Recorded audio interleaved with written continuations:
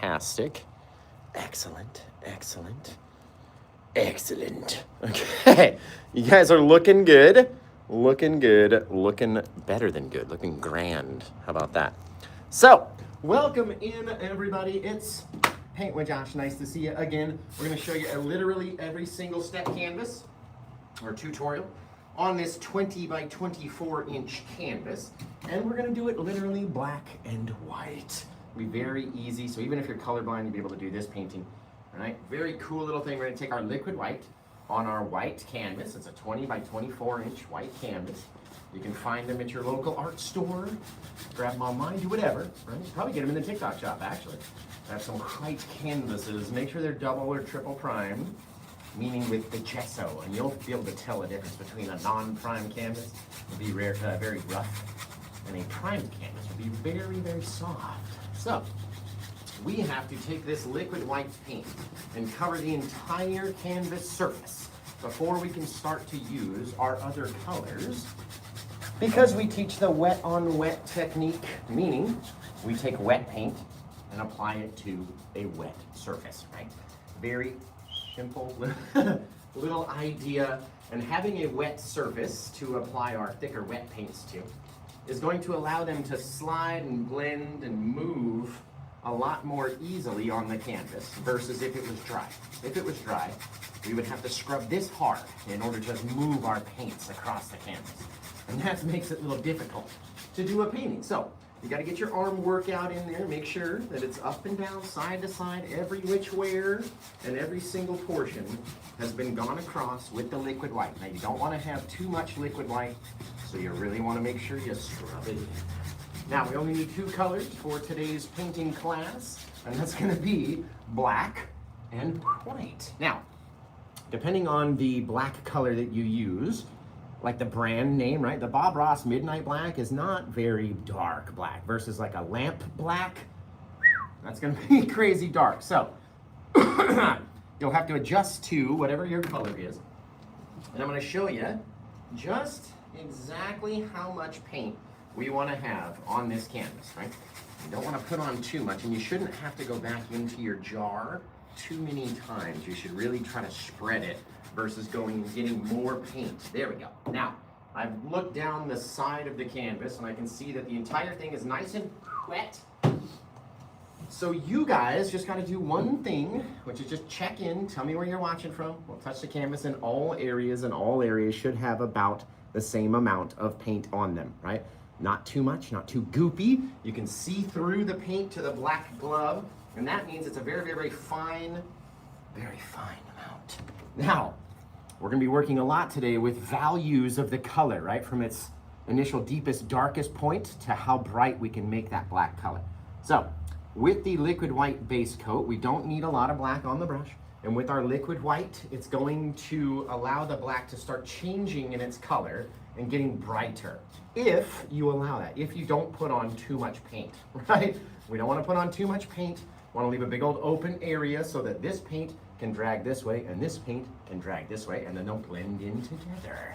And we don't even need much more than that, seriously. Now, I can tell that even having that much paint on the brush right there in the end of the bristles right there is continuing to drop more and more lines, more paint on the brush. So I don't want that to happen. I'm going to dab the brush off on a paper towel very vigorously. Very vigorously dabbing the brush off. And then when it's sort of kind of cleanish, we'll go into our lightest area first, and as you can see, it's not dropping any more paint. All we're doing is starting to soften the paint that is up there. Now, the harder that we push on to this paint, the softer the blend will be. All right, if you just come back up here and you're just very light, they won't blend away very well, right? But if we get in there and we push hard on that, even all that paint in the top corner will blend out and become the softest, most gorgeousest thing you've ever seen. Now, what happens if you get a streak that you can't blend out? Go vertical, go sideways, go this way, go that way. Push on it harder, and it will blend away. You guys can do this, I swear. Don't blend it so much that it's all exactly the same, right? We'll come onto this side, we'll take this paint, we'll start pushing it in the other direction. All right, and as we start pushing it in this other direction, it's going to want to cover over some of our bright area, and that's okay. The more we push it And the more we blend it, the softer it will become. So you guys check in out there. Let me know where you're watching from. What's your favorite sandwich in the night? Just let me know out there. Try to throw in all of the favorites into all one thing. Look at that sky. Nice little gray, dusky sky that is dark enough that we can allow our bright white clouds to bounce off that gray sky. But it's also light enough that it's not just too dark out there, right? And remember, we're gonna be filling this whole bottom space in, so it doesn't very much matter what goes on down there until we get there, right? Now, we're gonna take our white paint. We need to decide how much paint is on our canvas so far. How dark is it? Because if I take this white paint and it's not enough, it's not going to stand out away from the darkness, right? So we're gonna pull it down, kind of load it up, like we're making a tree trunk out of it, a nice little sharp hatchet blade or an axe. All right, we'll get out here. We know our mountain peak has got to sit up there somewhere and push our clouds back. So we're gonna dip down and we'll push over here and push it up into the night. Just wherever, right? Mush it down, trying not to touch the top line. See how I went back up there and touched the top? That made the top not as bright anymore. So if you want to have your bright area up there, you need to have more paint and leave it less disturbed. Okay, now after dabbing off our big old 2-inch brush, because I'm going to show you this whole painting with literally 2 brushes, maybe 3 brushes, or at least 2 brushes and a palette knife, maybe, right? We're going to get in here, we're going to start to mix this stuff up. Now, if I'm using the same pressure, it's going to mix the same everywhere. So we're being very light along the top to just flick the paint a little bit, just disturb it a little bit, and then push it harder down here along the backside, along the bottom, until it blends in with our sky and that darker color. You can literally get it to blend away. You can have it look however you want it to look. If you want it to be less prominent, then you need to mix it more, right? And make it softer and softer. But look at those other little things that we didn't blend out in the sky. They look like faraway clouds, don't they? Very, very cool. So, one more time, guys. I'm actually going to come back and read this time where you guys are checking in from. So where are you from out there? Where are you watching from around the country, around the globe? Where are you from? We're going to do one little thing right here. A little bit of white onto our palette tool. Contrail off into the sky. And then I swear I'm going to be back there to read your comments. Boom! Just like that. Fabulous. Fabulous, guys. Let's see. Central Florida, Long Island. We got Texas, Maine, Mongolia, Texas, Milwaukee, Toronto, Ontario, Ireland, Chicago, Indiana, Florida, New Jersey, Canada, New York City, Hungary, and Europe. We got Central Valley, California, Canada, Wisconsin. Let's see. It said, I'm sure that meant to say Alberta. It said Alberts, because that was an autocorrect. Alberts. So I'm sure you're watching from Alberta, and thank you guys for checking in. You mean the world to me when you get out there and check in very softly. Go across that thing. Now, the reason why we do that is to remind myself of London's mother, who was taken away from us too soon by a bad doctor. And so every once in a while, we break her out, just like the 3-bird family, except she's always up there soaring and flying over us and watching.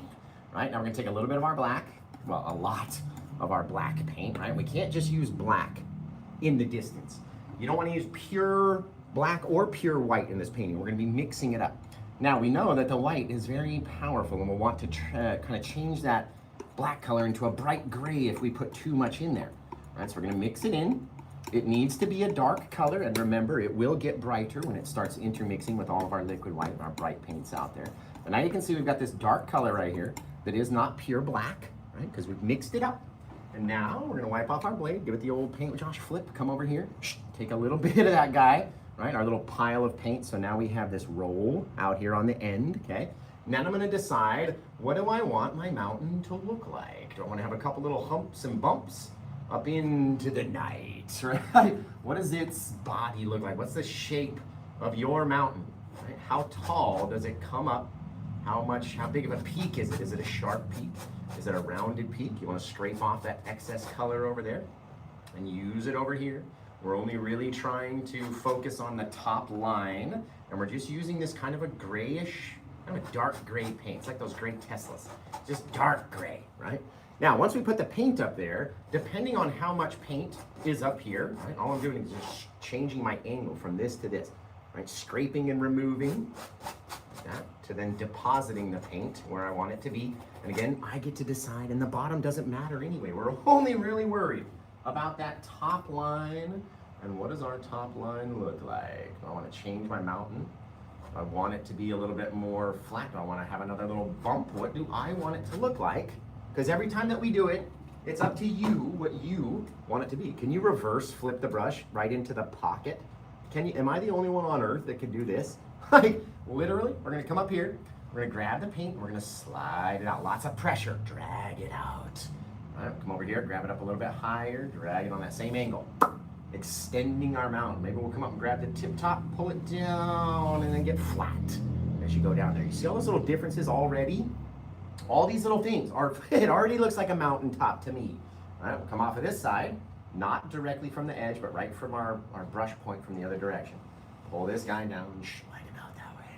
All right, pull it down, slide it out. Slide it out more and more and more horizontal as you get down here, right? Don't need to keep going straight diagonal as you're coming down the side, and then we'll blend it up, right? Now, depending on how much darkness you have, could be a really deep, dark mountain.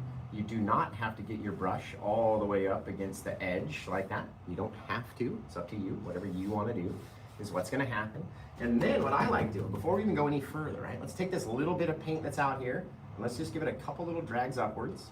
It might look like little faraway little treetops as they're growing and getting closer to the top of the mountain. They can never go to the top, especially not Mount Hood. It's like 12,000 feet. Trees don't grow that tall, or they don't grow up that high anyway, in the sky. Now we've got a very cool looking mountain, which kind of looks like it's shaped, this side should catch some light, this side should catch some shadow, right? But we can decide what we want the shape to look like each time. Now, we're gonna take, again, a bit of white paint, because we only have two colors. We're gonna get a bit of this black paint down here that we had created, not the pure black. We're gonna mix that guy up just exactly like that. I want a gray color that is darker than what my white color is going to be, but is also brighter than our mountain color, so it will stand out. Now I'm gonna get double the white that we just grabbed. We're gonna grab a little sneak of this light gray color, so when we mix this guy up, it's gonna be even more bright, almost white looking, right? Compared to its darker gray, shadowy friend right there. Try to catch it with the right light, right? It doesn't need to be too big of a difference. There just has to be a difference out there. Now let me show you why I do the shadows first, okay? We're gonna scrape up that light gray. Oh, I might not have made enough of it actually.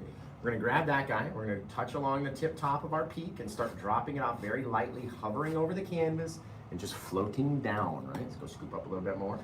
Come down here, leave some gaps, leave some areas that aren't fully covered up, right? Because not everything out there has to be perfectly covered or smushed on so heavily that you can't do anything else, right?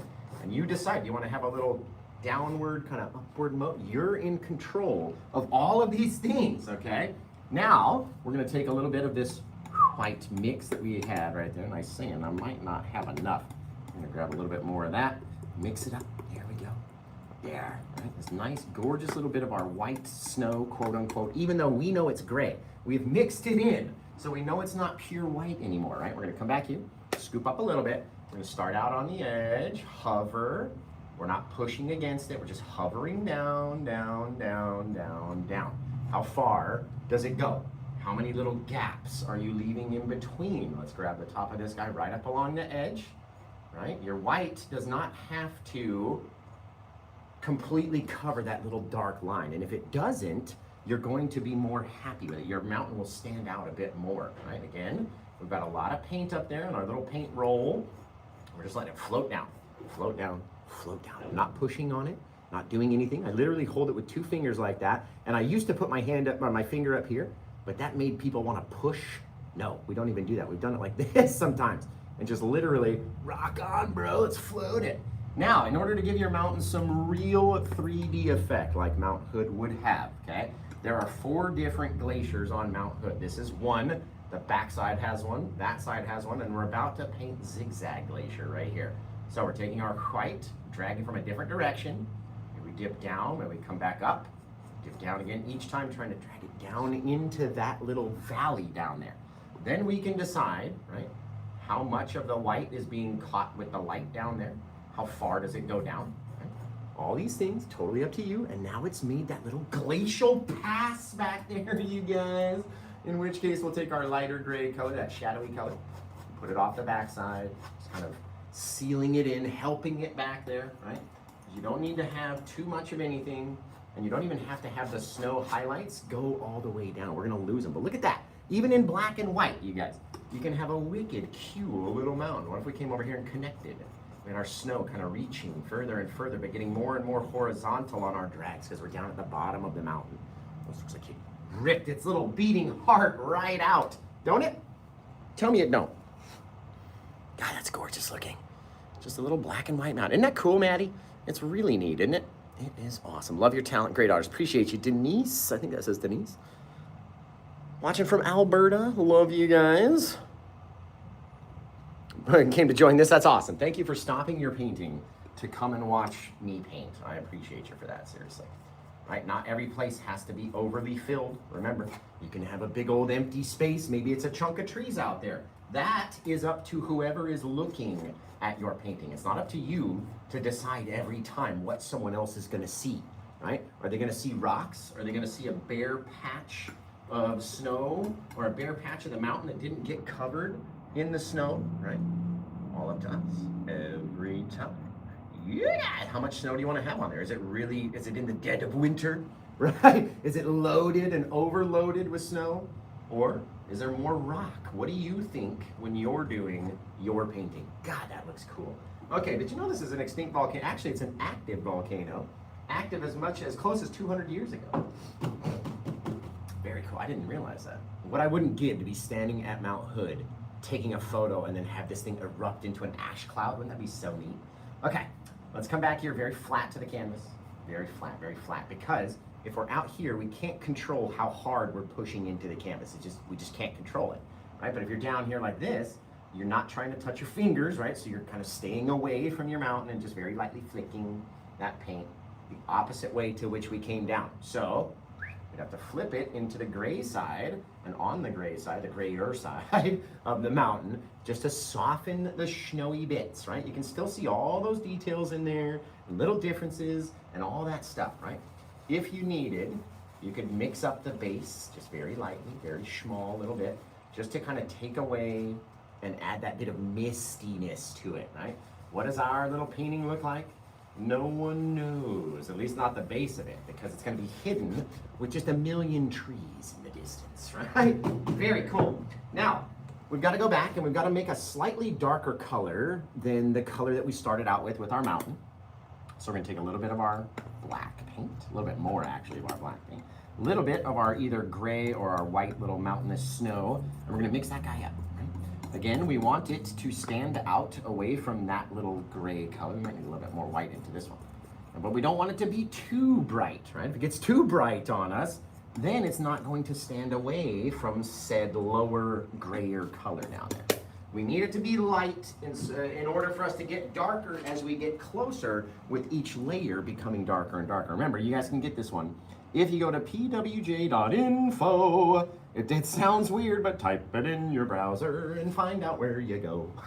You go to pwj.info. Let's try to come up with a jingle, obviously. We're gonna tap down our little bits of trees, and we're gonna do them in little triangles or little pyramids worth of trees, right? So you don't have to do every tree all at once. Maybe this guy pops down, comes up in the center, comes down and meets his little buddy. And then we're just gonna fill it in at the base. Not too terribly much, right? We don't have to have too much paint. We can see a lot of blank white canvas underneath there, right? Come down, staying into those softer areas where we had our brush, where we had brushed it, versus these heavier areas where it's got all that thick, crazy paint in there. It's gonna be much more difficult if you decide to come up there and hit one of your little trees into all that snowy paint. You are not going to like the result. I'm telling you, it's gonna make this paint even brighter, much faster, and nothing is gonna work out for you. I'm telling you from experience. This is why we soften these areas so that you could come back in and hit it hard with your brush and not have anything be too disturbed or too ruined or whatever, right? I'm telling you guys this stuff for a reason, because I've done it the other way. I've tried it. I've tried everything that you think and failed at it miserably many, many, many times in order to be able to do this in such a short period of time, in order to know what the painting is going to look like before, because we've done 2,150 other paintings prior to even coming up to this painting. okay? So, don't get discouraged. I always say that. If it doesn't look like mine, it's never going to look like mine. My paintings look like mine. Your paintings are gonna look like yours. Remember that, okay? Now we're gonna come back in with our 2-inch brush. We're gonna grab it, we're gonna pull it up, and then we're gonna pull away before we get to the top. And all we're doing, if we want it to fill in, we just go over it multiple times. The more you go over it, the more filled in the base is gonna be. The softer and more distant it's going to look because we've mushed on it and pushed on it multiple times. We do not want to give any of these trees in the background any amount of branches or anything like that. You don't want to see that this close, okay? Now what we're going to do is extend all that brightness down from the base of whatever it is, about 4 fingers worth of space down is what it's going to grow, right? So you get to decide how much room you have each time. Dude, we could do so many different, we could literally pull it off this way and have like a little snowy meadow. You could do all sorts of stuff. We're going to come in here, we're going to tap it down, right? A couple times. 3, 4 times, tap it down again. All we're doing is bouncing the brush into the canvas at an angle like this, so it's just catching the top bristles, not the bottom. You can see they're not connected, right? So tap, tap, tap, tap, tap, tap. Even though it looks like a random thing, like we're just up here tapping at it, it's not random, right? We're tapping some of this darkness, getting it lower and lower and lower. As lower we get, the more bright we pick up, and we bring that brightness up into that darkness. Darkness down into the light, and brightness up into the dark. The only thing I don't want you to do is make it straight across the entire thing. Go up and down and up and down and have all these little bits that are a little bit different, right? Each time that we're mushing this dark paint into the wet base paint, it's making it lighter and lighter and lighter until you have this foggy mist. Then you get to come in and decide how much of your foggy mist do you want to retain, right? How far, how tall are your trees? Because we can't see the bottom, right? And that's what the mist does. It gives you that mysteriousness of your painting in not knowing where stuff is. If we can't see it, our mind will kind of put it together a little bit differently, right? Now, what we're gonna do from this guy, okay, we're gonna take a whole bunch of titanium white, and I wanna drag down almost like a ski zone, right down in there, right in there, pushing on it, making sure that it stays bright enough to tell that we have something there. There's some bit of land there. It's not mist, it's definitely snow. It's bright, we see these long streaks that are going down, and it looks like maybe you could get in there and ski that little sucker, right? Up to you. I mean, I don't know how crazy you are. I might not do it. You could do it, right? But that little downward sloping bit, and then all the stuff underneath is gonna become a new section of forest, okay? So, what we need to do, once we get our thing, just like, don't you wish you could just go tubing down that sucker right there? Just strap in and just down the hill? Or is that just me? If it's just me, I mean, you guys can let me know. It's fine. If it's just me, that's fine. I don't care. Right? Look at that. Look at that painting. Goodness gracious, you guys. Now, remember, we need to make a darker mix of this color without it being pure black. So we're going to take a little bit more of our black paint. We're gonna let that black paint mix in with this lighter color of our base trees that we were using back there. And maybe because there wasn't a lot there, one more little sneak of white. We'll mix that guy up, and all it needs to be is not be pure black. I need to be able to make it darker, right? So it needs to have some kind of, a bit of brightness to it, because we need to be able to make it darker in the foreground. And we can't have it be all exactly the same, right? A little bit more black, a little bit more white. I just can't, I gotta have it be darker than the one in the back, otherwise it's not going to stand out as being closer, right? When I very first started painting, remember to leave it in a little, like a little Hershey's Kiss pile. You can see the pile's got some depth in it right there, right? So when I very first started painting, I thought that in order to make something look closer, it had to be taller than what it was in front of. That's not necessarily the case, right? A lot of times it's about color. It's about the value of that color, how deep and dark it is. And where you're placing certain things is going to tell us more than if it was taller than the mountain or closer or whatever, right? So as we get in here with a brush full of paint that should be darker than our background color is, we're gonna come in and let's start in here.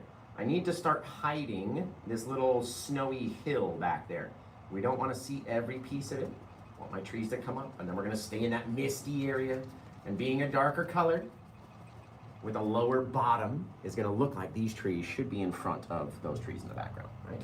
Now we want to save some of our little snowy hill so we can actually see it going down. But we also need to project up into it and have, you know, to help push it backwards. So maybe we pop in just a little old tree back there, a little old guy. Don't even have to do the whole thing. That's the best part about it. Doesn't have to be symmetrical, doesn't have to do anything. All it is doing is telling our brain that all these other little things out here that we can't really see so well are more of this guy, right? That's it. Now I'm gonna drop down again. Drop it down, right? We never want a straight flat line like that.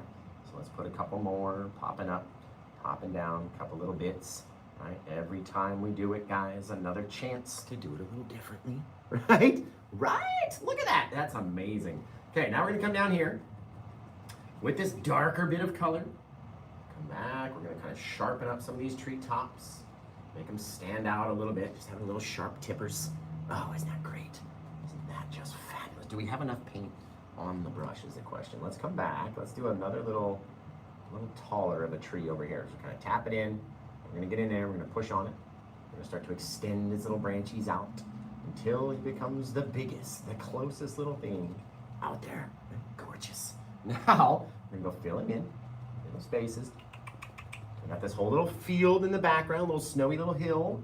We got a couple trees out here that are indicating that the rest of this stuff is all the same thing, just with less detail on it. And now we've got to come back in and make another bit of our misty forest. First thing we're gonna do is try to flatten those trees without hitting too much of that guy or this other guy that's got a lot of paint in him. If they got a lot of paint, they're gonna wanna grow real far. The mist is gonna wanna get real big and everything else, just like that, right? Now we got a whole other little layer of forest in between our little snowy hill back there. And we're gonna wanna come up again and make our little mistiness, right? Now, depending on how much darkness I grab, if I come up and grab like a big chunk of that dark and take it down, it's gonna be really dark. If I'm just grabbing the base of the trees down here, then I'm relying more on the white, wet paint. Remember, it's all wet down here. I'm relying more on that white paint to keep the stuff bright. If I'm taking a lot of darkness down into that bright, I'm going to expect that it's going to get a lot darker, right? So it's up to me how much I'm doing, how bright it gets, how dark it gets. And remember, we're just tapping in, moving lower, lower, lower each time, right? The more that you do it, the more you'll get better at it, right? The more practice you have at anything, the more you're gonna improve at it. But it's more like hitting it on this downward angle. We're not dragging it, we're not brushing it down. I see people do this a lot. We're not brushing it down like that. We're literally smacking into it so the bristles go, ay, ay, ay, ay, ay. And as they spread, they start to mix in with all that color. Now I might dab off the brush every so often, come back in here and start our mixing again. Right? Kind of mixing up that light and the dark, trying to make it kind of wispy and weird and different. And so you don't just have your brush lines or your smash marks, right? You want it to go up and down and up and down and mix it in, all sorts of craziness. Guys, isn't that fabulous? What should we put down here in the bottom? What should we do? You see anything that we could put, or would you call it a finished painting? What do you think? I'm talking to you out there, the person watching this right now. Would you feel like that's finished? Or would you want to put in something else? Right? Let me know. We see a lake, a deer. That's cute. More. Everybody always wants more. More. To a snowman. I've done a snowman before on black canvas, so much easier on black canvas. Looks like Mount Shasta. That's a good, it's actually Mount Hood. Very close, though. Same, well, I think Mount Shasta. Is that in Washington? Or is that in Oregon? You'll have to tell me. But this is kind of inspired by my latest trips to Mount Hood, where we would get out there and see. And literally, I walked and hiked a path before all the snow fell down. I walked out there and really got to be in it, like got to breathe the air, and you know what I mean? It helps so much when you're painting something to be able to go out and experience it. And the last little section, we're gonna take a little bit more white with our, a little bit more black with that lighter color, our darkness from this tree. So again, it's not just pure black because we are brightening it up a little bit, right? We just need it to be darker than the last section that was above. And that way it will stand out as being a little bit closer, right? Always working on values, you guys. Values, values, values. Now, let's get back in here. Let's take our paintbrush get down like this, wiggle it down into that dark paint. Haven't washed this brush one time, haven't washed the other brush one time. Okay, what we're gonna do is let's pop in a couple little treetops. Watch, go down like that, like almost like we're standing up on an overlook and looking out over all these gorgeous little things, maybe trying to decide where we want to go skiing.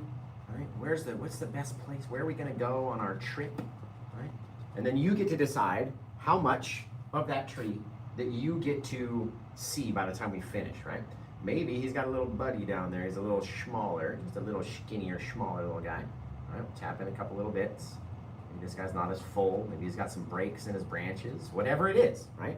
Literally does not matter, because there are so many little different trees out there that you could seriously go pick that tree out in the forest. I've seen it. We were out up at in Washington going to look at Mount Rainier and looking at these trees and going, my God, like that is something a beginner would paint. You know, just insanely, like just basic looking, you know what I mean? But that tree exists out there. So don't be afraid. Get out there, try something new. Make sure you got enough paint on your brush so that when you're pushing in, bouncing out, pushing in, bouncing out, you get all these little sharp little bits coming off your trees. The more that's on your brush, the sharper it shall be, right? But the more you're gonna leave if you hit it too hard. Okay, we're gonna fill in this excess bit. Maybe we could sneak another little guy in right back there. Just a couple little bits, making it a little bit more full. And then I don't want to actually go taller. And you know what? Let's do it. Let's make it a little taller. A little bigger right there. A little heavier. Now, you can either leave these trees looking just like this, hanging out, you know what I mean, off the bottom of the canvas, and have it look however you want it to be. Or you could do what we're about to do, which is create a whole bunch of land out of all this darkness that you didn't even see coming. Right? You weren't even aware that all this stuff was about to come forth and hit you right in the old eyeballs, right? So, a couple little branches, remember, they don't have to be symmetrical. Nothing out there has to, you know, be perfect. Don't worry about it. Leave a little space in between. It makes them look like you might just see through them just a little touch, right? A couple little spots, right? Now, here comes the fun part. Where do these trees live? Do they live all the way down here at the base of our thing? Or if we get up here and take away all that paint, slide it over, right? We can start to determine where all of our trees are gonna live and create a new little section of land right down here with our misty forest floating in the background. Yeah, isn't that gorgeous? Literally, didn't do anything special, right? A little bit of blending, a little bit of crazy stuff, and all of a sudden we've dropped down, and even though all these trees are beneath this forest, they still look closer because of where their butt sits and that background lighter color. Isn't that fabulous? You guys, okay, what we're gonna do is I'm gonna switch to a teeny tiny little brush, because I wanna make a teeny tiny cute little tree out there in the forest. Now remember, I do have another painting that's a little bit smaller, very similar to this one that we did yesterday. It's still available for you guys if you wanna grab it, right? Now remember, our land is right there, so what if we came right over here? Very small little fan brush on this guy. And that way I can't make too big of a space. Boom. Oh, isn't he just precious? Isn't he just the cutest? And then we'll come up here, and we'll grab it, because all of our light's going this way. We'll grab it from his backside, slide it out his little frontals, and now all of a sudden, this little tree is sat out there. Isn't he just, he's the focal point. Like instantly you're gonna look right there, and it's gonna be fabulous. Now we're gonna get our last bit of titanium white, and I need you guys to come up with a title for this painting. And remember, it's never just pure, even though it was pure titanium white on the brush, it's mixing in with that darker paint. Get out here, start chucking it in. I almost want to leave a little shadowy area behind our tree, or a little dip, or whatever it is. Don't make everything the same. We're not cartoon artists out here making sure that Mickey Mouse's pants are all the same amount of red, right? Or whatever color they were. Yellow? Is it red with yellow buttons? I forget now. Oh, we want to have all those differences, dude. Those differences are what is going to help your painting find a new home, right? If you're like me and you're trying to get out there and make a living off of your stuff, right? The differences are what make people look at it twice and go, ooh, I like that it's bright and dark, and all these crazy things. Isn't that an amazing thing with just two colors, you guys? 2 colors and 4 tools. Now, granted, we did use 3 different sizes of fan brush. One of the Paint with Josh brushes, our big one that we always make clouds with, the Gack Doctor brush, and then a very small Gack Doctor brush to make this little guy over here. Just because the smaller the brush, the easier it is. Now, we're gonna go throw in our little bird signature, and then I need your guys' help coming up with the title for this one.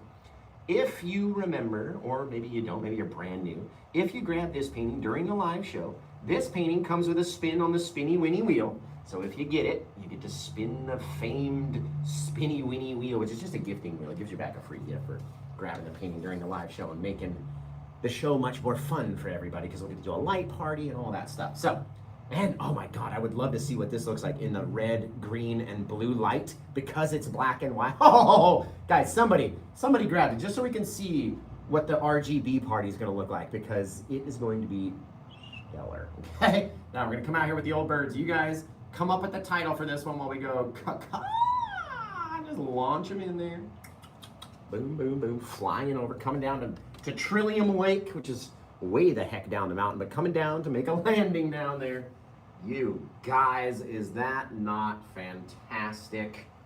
Did we not smash it out of the park again with a black canvas, a black and white mountain scene? My heavens to Betsy. I don't know who Betsy is, but heavens to Betsy. Goodness to the gracious. Already ruined the signature over here, but with liquid white, you literally blend it out and then redo it. Right there. There's the old J, the old K-ery. Drop it down. Fabulous.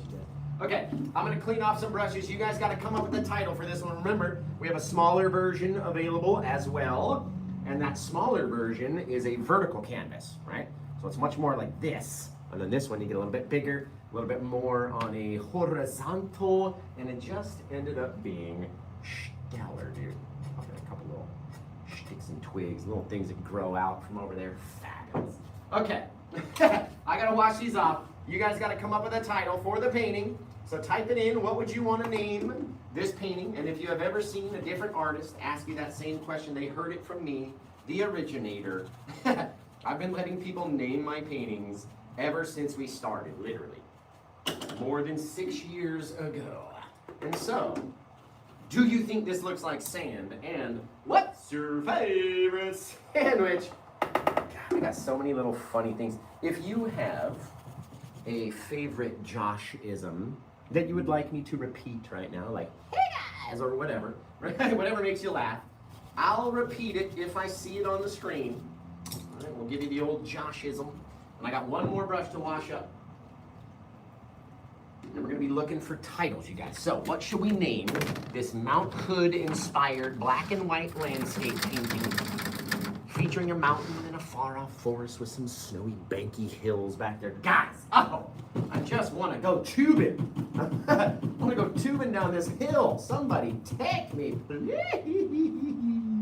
Okay. Take a little bit of this darkness. There we go. Cover around the backside. It's my favorite part when we get to finger paint. There we go. Finger paint the edges just so we get a bit of color around there where the color is due, right? So where we have all this dark side bit and all of our crazy trees, we want it to be darker on the side of the canvas. That way you don't have to frame the canvases if you grab them during a live show, right? They're going to be finished on the edge. And that way, you can just put them straight up on the wall. Fabulous. Fabuloso, you guys. Okay, you come up with a title. Let's see those Josh-isms if you want me to say one or two. Solitude, that's cool. Light show just for us watching. Unfortunately, we can't do the light show unless the painting finds a new home. That is my one rule that I must stick by. Man, misty pines, snowy mountain pines, isolation. I like that. Majestic mist and mountains. Thanks, Renee. That's awesome. Snowbound. All right. That's a good paint with Josh-ism. Hood Mystique. I like that. Frost Hill. Dude, just look what you can do with black and white. Literally. Soaring in misty winter. When I was younger. That's a cool one. These are oil colors that we're painting with today. Mount Shasta's in California. Ah, see, it's close. It's close. Spiritual Retreat. Mountain Shadows, Standing Tall. Remember, guys, if you grab this one during the show, You get to pick the title forever. It becomes yours and yours alone, and then you get to choose what it's going to be called. What if we pipe in just a little indication? Little bit of a little chunkarooski on some of these trees. You can kind of see through them, right? We don't want them to be pure white, so we're going to tap at them, tap at them, and tap at them. There we go. They start mixing down just a little bit. And then if we don't like it, we literally take it away. There.